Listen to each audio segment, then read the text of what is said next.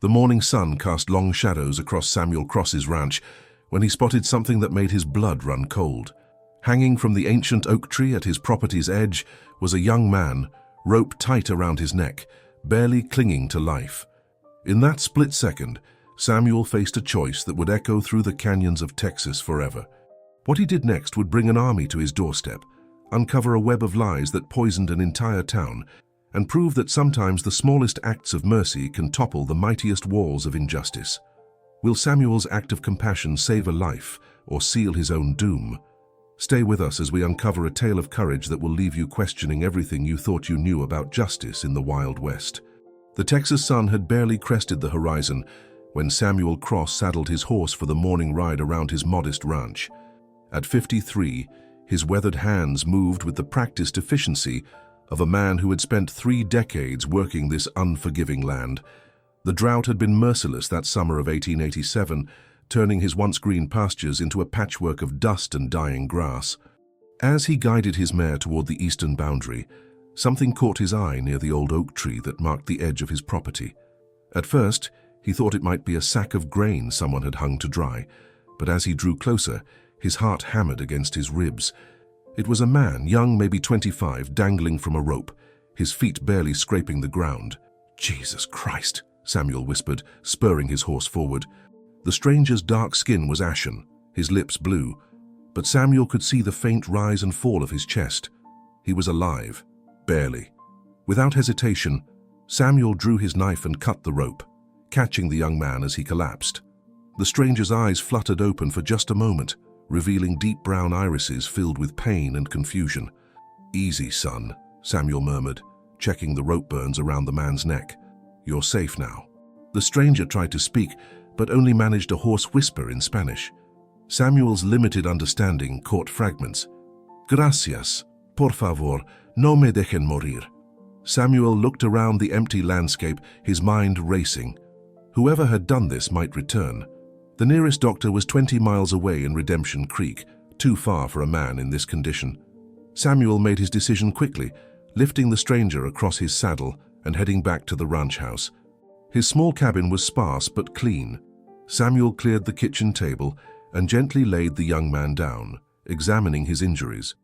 Besides the rope burns, there were bruises across his ribs and a gash on his forehead that had dried into a dark crust. Samuel heated water and began cleaning the wounds, working with the same careful attention he'd give to an injured horse. "What's your name, son?" he asked softly as he worked. The stranger's eyes opened again, clearer this time. "Miguel," he whispered. "Miguel Hernandez." "Well, Miguel Hernandez, you're on the Cross Ranch now and nobody's going to hurt you here." As Samuel bandaged Miguel's neck, he noticed something else. Faint scars on the young man's wrists. Old scars, from shackles. This man had been a slave, probably escaped years ago when the war ended. But here in Texas, old prejudices died hard, and men like Miguel often found themselves targets of violence from those who couldn't accept the changing times. Samuel prepared a simple broth and helped Miguel sip it slowly. As color gradually returned to the young man's face, Samuel found himself wondering who would do such a thing. In his 3 decades in Texas, he'd seen plenty of cruelty, but something about this felt different, planned, personal. "Miguel," Samuel said gently, "who did this to you?" Miguel's eyes filled with a mixture of fear and rage. "Los Hermanos Caldwell," he whispered. "They said I touched their sister." Samuel's jaw tightened. The Caldwell brothers, Jake, Pete, and Tom, were known troublemakers who owned a large spread north of town. Their father had been one of the biggest slave owners in the territory before the war, and his sons had inherited both his wealth and his hatred. "Did you?" Samuel asked quietly. Miguel's eyes blazed with indignation despite his weakness. "I would never." She fell from her horse near the river. "I only helped her up, gave her water. Nothing more. I have a wife, children." Samuel believed him. In his years on the frontier, he'd learned to read men's character, and Miguel's eyes held the honesty of a man who had nothing left to lose by telling the truth. As evening fell, Samuel made Miguel as comfortable as possible on the small cot in his spare room. But as he sat by his window, rifle across his knees, he couldn't shake the feeling that cutting Miguel down from that tree had set something in motion, something that would test every principle he'd lived by. The wind picked up outside, carrying with it the smell of dust and distant rain. Samuel had saved a man's life today, but he had a growing suspicion that the real test was yet to come. 3 days passed in relative peace. Miguel's strength returned slowly, aided by Samuel's simple but nourishing meals and the steady kindness of a man who asked no questions about his past. On the 4th morning, as Miguel sat on the porch testing his voice with quiet words of gratitude, the sound of approaching hoofbeats shattered the tranquil dawn. Samuel stepped outside, rifle in hand, as 6 riders crested the hill leading to his ranch. Even from a distance, he recognized the lead figure, Jake Caldwell, the eldest of the 3 brothers, his black hat shadowing a face that had grown cruel with years of inherited privilege and unchecked anger. "Miguel, get inside," Samuel said quietly, not taking his eyes off the approaching riders. "Senor Cross, I will not bring trouble to your home," Miguel protested, starting to rise.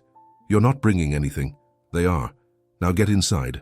The riders reined up in front of the cabin, their horses snorting and pawing at the dry ground. Jake Caldwell was a big man, thick through the shoulders, with pale eyes that seemed to take pleasure in other people's discomfort. His brothers flanked him, Pete, lean and nervous, always fidgeting with his gun, and Tom, the youngest at 28, trying to match his older brother's swagger but lacking the conviction. "Morning, Cross," Jake said, his voice carrying the false friendliness of a man accustomed to getting his way. "Here you might have found something that belongs to us." "Don't recall finding anything that belongs to you, Caldwell." Jake's smile turned predatory. "That Mexican you cut down from our tree, he attacked our sister, Cross. We were administering frontier justice when you interfered." Samuel kept his rifle ready but pointed downward. "Funny thing about frontier justice, usually involves a trial, witnesses, evidence. All I saw was a man being lynched. You calling us liars?" Pete Caldwell's hand drifted toward his pistol. "I'm saying I saw what I saw, and what I saw was attempted murder on my property." The tension stretched between them like a taut wire. Samuel was 1 man against 6, but he'd been in tight spots before. More importantly, he knew his land, every rock, every gully, every hiding spot. Tom Caldwell spoke up, his voice less certain than his brother's. "Cross, you don't understand. That Mexican, he violated our sister. She's barely 17. "Then where is she?" Samuel asked. "Where's your witness? Why isn't the sheriff here with proper papers?" Jake's face darkened. "Because some crimes don't wait for papers, old man. You're harboring a criminal. I'm harboring a guest on my property. If you have legal complaints, take them to Sheriff Morrison in town." "Morrison's out of town for the week," Jake said with satisfaction. "Won't be back till Sunday. That gives us plenty of time to settle this properly." Samuel felt a chill that had nothing to do with the morning air. No sheriff, no witnesses, just his word against 6 armed men with a long history of taking what they wanted. "I'm afraid you boys will have to settle for disappointment," Samuel said evenly. "Nobody's leaving my ranch against their will." Jake studied him for a long moment, then nodded to his men. "We'll be back, Cross, with more men, and when we come, you'd better have that Mexican ready to hand over, or we'll take him anyway, along with whatever else we feel like taking." As the riders wheeled their horses and galloped away, Samuel felt the weight of the choice he'd made. By cutting Miguel down from that tree, he'd declared himself an enemy of the Caldwell family. In a territory where money and connections often mattered more than law, that was a dangerous position to be in. Miguel appeared in the doorway, his face etched with guilt and worry. "Senor Cross, I must go.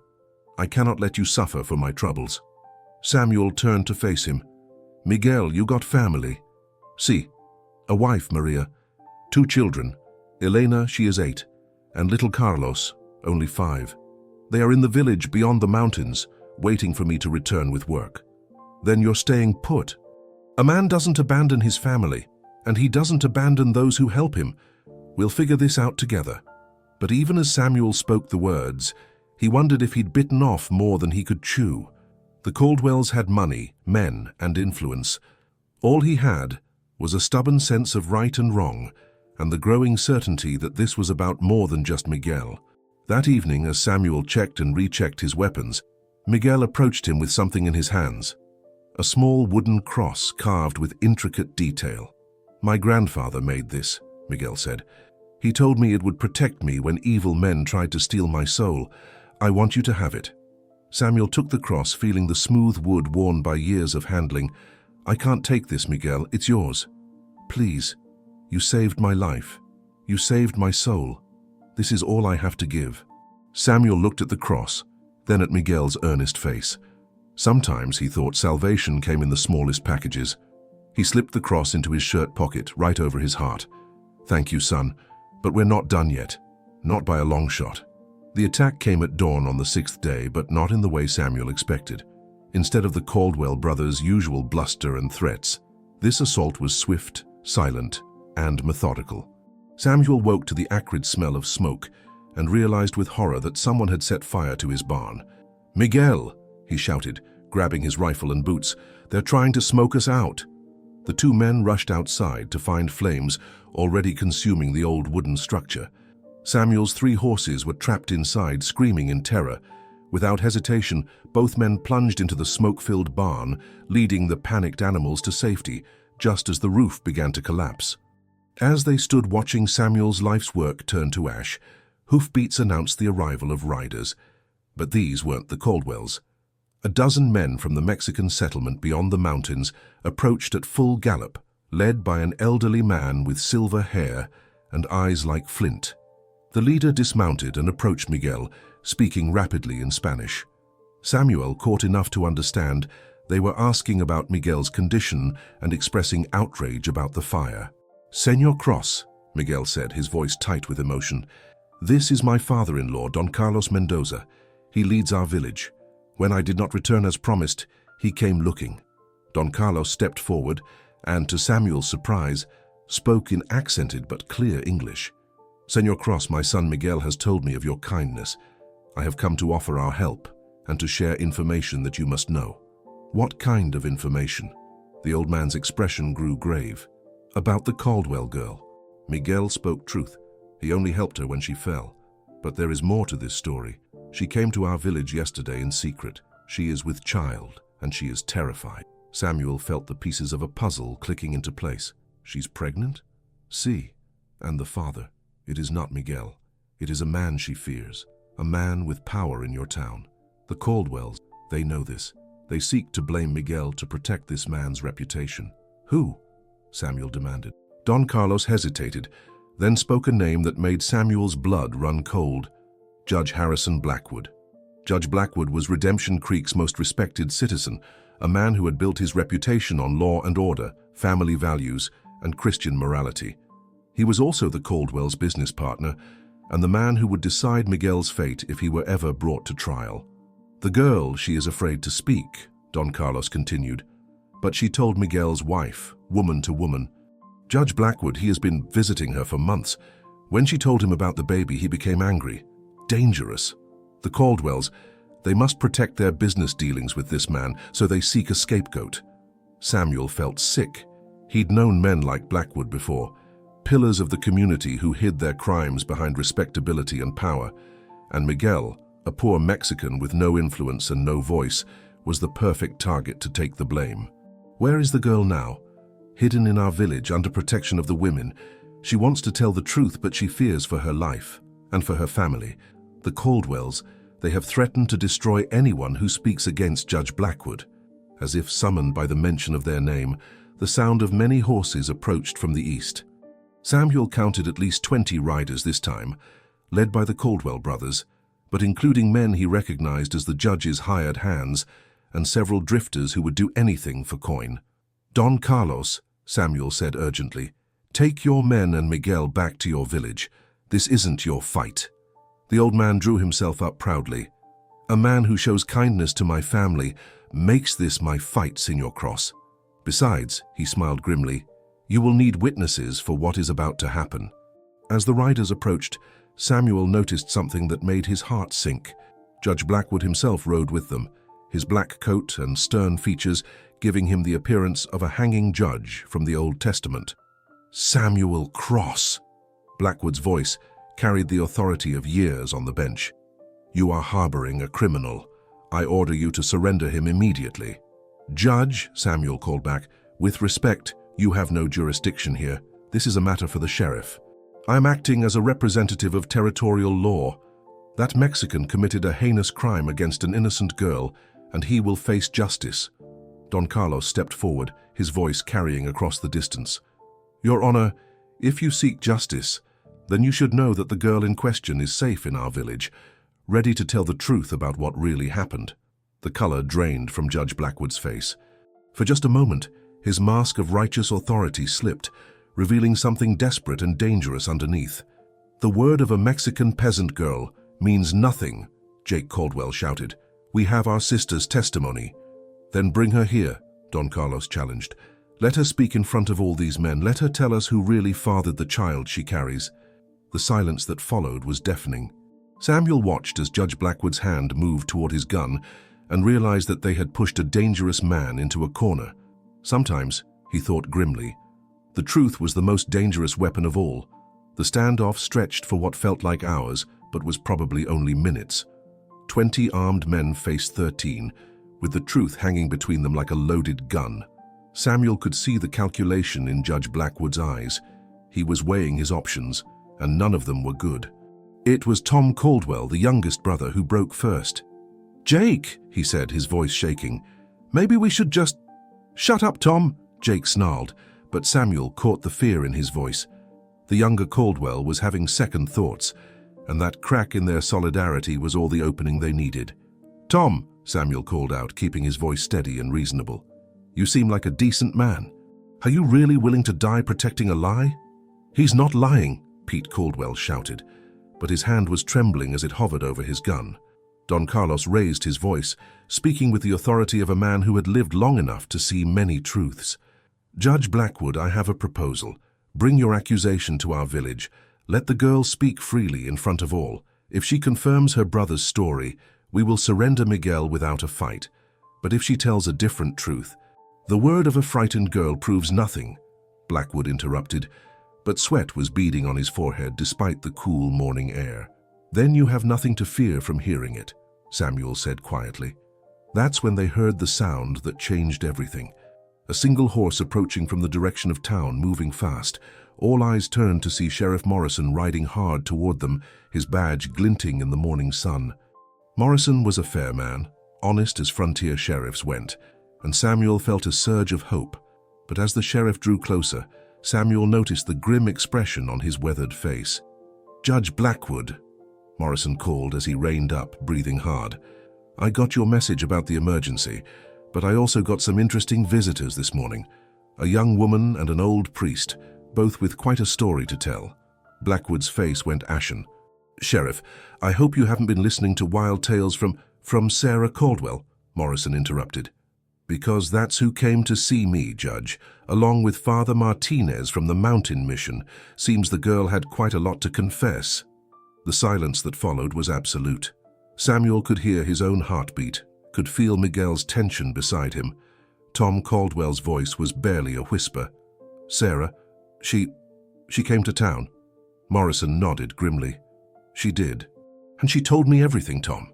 About the judge's visits, about the threats your family made to keep her quiet, about the plan to blame an innocent man for something he never did. Judge Blackwood's hand moved toward his gun, but Morrison was faster, his own weapon clearing leather with practiced speed. I wouldn't, Judge. You're already looking at conspiracy charges. Don't add attempted murder of a peace officer to your troubles. What happened next would be talked about in Redemption Creek for generations. Jake Caldwell, realizing that their carefully constructed lie was crumbling, made a desperate play for his gun. The morning exploded into chaos as shots rang out across the prairie. When the smoke cleared, Jake Caldwell lay motionless in the dust, his own greed and hatred having finally caught up with him. Pete Caldwell sat on the ground, clutching a wounded shoulder and weeping. Judge Blackwood was face down, his hands shackled behind his back by Sheriff Morrison. But Tom Caldwell stood apart from his family, his gun holstered, his hands raised in surrender. I'm sorry, he said, his voice breaking. I'm so sorry. We were wrong. All of us. We let our fear and our pride turn us into monsters. Samuel looked at the young man, really looked at him, and saw not a hardened criminal but a scared boy who had followed his family into darkness and finally found the courage to step back into the light. Sheriff Morrison surveyed the scene with the weariness of a man who had seen too much violence. Tom Caldwell, You're under arrest as an accessory, but given your cooperation, I'll speak to the territorial judge about leniency." As Morrison led his prisoners away, Don Carlos approached Samuel with a smile creasing his weathered face. "Señor Cross, my people have a saying, a good deed is never wasted, even when it seems to bring only trouble. You saved my son's life, and in doing so, you saved the truth itself." Miguel stepped forward, his eyes bright with tears. "Señor Cross, how can I ever repay you?" Samuel pulled the wooden cross from his pocket, looking at it for a moment before pressing it back into Miguel's hands. "You already have, son. You reminded me that sometimes the right thing is the only thing, no matter the cost." As the Mexican riders prepared to depart, Don Carlos made one final offer. "Señor Cross, your barn is burned. Your troubles are great. Come with us to our village. We have work for a good man, and you would be welcome among people who understand the value of courage."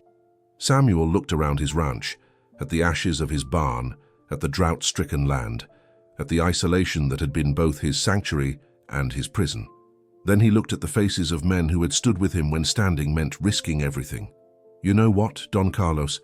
I think I'd like that." 3 months later, as the first rains in 2 years fell on the mountains of northern Mexico, Samuel Cross stood beside Miguel in a field of corn that reached toward the sky like green prayers. His old ranch had been sold to pay for Judge Blackwood's victims, including a fund for Sarah Caldwell, who had found the courage to build a new life with her child, far from the shadows of her family's shame.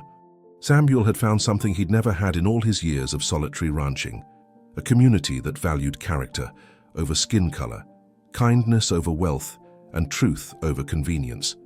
As Miguel's children played at their feet and Maria called them in for dinner, Samuel touched the spot over his heart, where the wooden cross now hung permanently on a leather cord. Sometimes, he reflected, salvation came in the smallest packages: a cup of water, a moment of mercy, the courage to stand up when everything inside you wanted to sit down. The old oak tree where he'd found Miguel still stood on his former property, but now it bore a different kind of fruit. Tom Caldwell, released after serving his sentence, had carved something into its bark, words that visitors could read from a mile away. Here, mercy triumphed over hatred. Here, justice was born from kindness. Here, one man's courage saved a soul and changed a world. Samuel Cross had learned something that would stay with him until his dying day. Sometimes the smallest act of human decency can ripple outward like circles on a pond, touching lives and changing destinies in ways we can never imagine. And sometimes, just sometimes, doing the right thing really does make all the difference in the world.